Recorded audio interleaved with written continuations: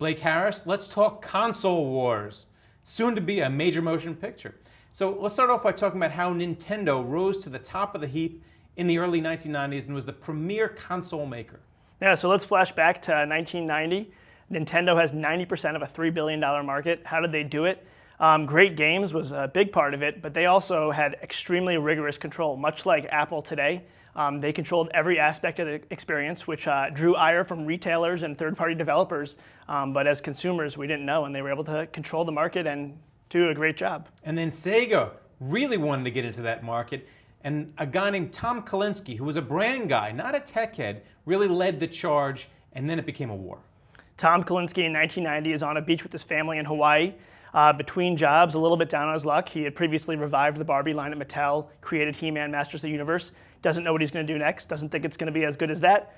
All of a sudden, the president of Sega finds him, says, I want you to run Sega. He's kind of like, what's that?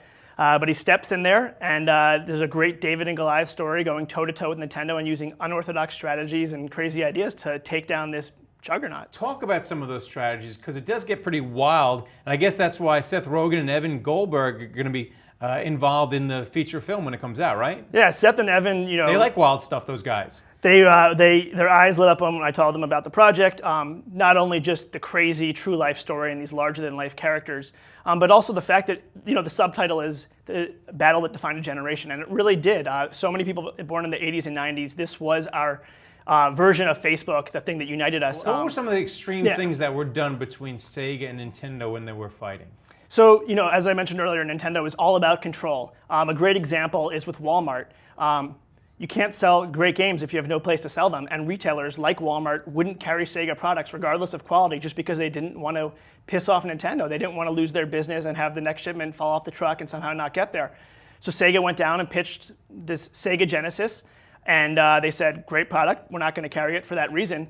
So what Sega did was they opened up a store across the street from Walmart headquarters in Bentonville, Arkansas, the Genesis store. People were invited to come in, play for free, get really excited about the Genesis, and then you'd go into the Walmart and ask for it, and they wouldn't have it. And they did this for month after month. They plastered billboards all over the city, did other grassroots campaigns, and eventually Walmart called and said, stop, please stop, we'll carry your product.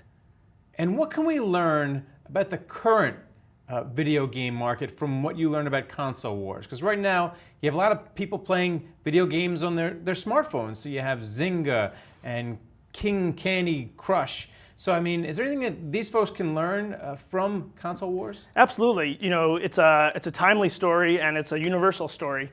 And in terms of King and Zynga, I think the main message is that you need to have a good game. It doesn't need to be a great game, but you really need great marketing, especially in that crowded environment with all those games in the App Store. How do you stand out in this day and age? Is there any other way other than just being in the iTunes charts? King, for example, was the first I've ever seen to have commercials. And is it a matter of how good is your next game? You're only as good as your most recent game? In this day and age, you're definitely only as good as your most recent game, because I've spent a lot of money on the Candy Crush, and I have no interest in playing anything else offered by King. So you got to pick and choose just based on how the quality of that game is. All right. Thanks a lot, Blake. It was a pleasure. Thank you so much. And thank you for watching The Street.